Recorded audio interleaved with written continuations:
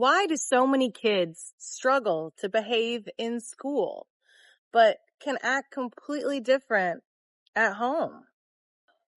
Why can they sit, connect, and regulate in one environment, but completely lose it in another? What if it isn't actually a behavior issue at all? Because what you're actually seeing isn't just behavior. It's a nervous system response to the environment they're in all day long. Just think about what we're actually asking when we send our kids into school every day. Sit still, stay quiet, follow directions, suppress impulses, perform on demand for hours and hours at a time, back to back. On paper, that sounds like structure, but in their body, it's something very different. Children don't actually develop through stillness. They develop through movement, interaction, and feedback. So when you actually remove those things, the body doesn't calm down. It actually starts to brace.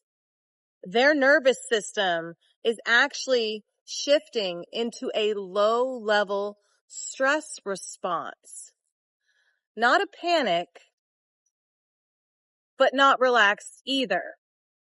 Just a constant activation and monitoring of their environment. They begin to fear acting wrong more than development or discovery. Now, layer that on top of noise, social pressures, and rules that don't always make sense to them. They've got very little control over their environment. And because of that, their system never really resets. So by the time you're actually seeing behavior, you're not seeing a choice. You're seeing a body that has been holding tension all day long. Then that turns into 13 years of chronic low-level stress without corresponding release before they even become an adult. And you're seeing this show up in real time.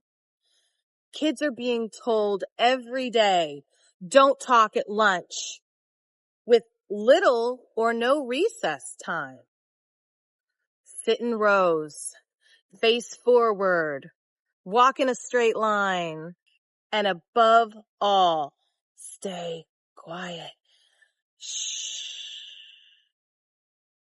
Even during parts of their day that are supposed to help them regulate, that's not discipline. It's actually removing one of the only outlets that their nervous system has to reset. If you take free time and structure it, there's really no free time. It's an illusion. So what happens? They're holding it all day, 5 days a week. And then it comes out in the first place that they feel safe. At home, with you, emotionally, physically, and sometimes just all at once, because the body wants to complete that loop. And here's the part most people miss. This is not misbehavior. It's a release. If you're constantly bracing and holding yourself, this can appear abnormal to you because it's not the way you're treating yourself either by holding your stress every day in your 9 to 5. So it seems odd to you, even though it's what both of your bodies are asking for.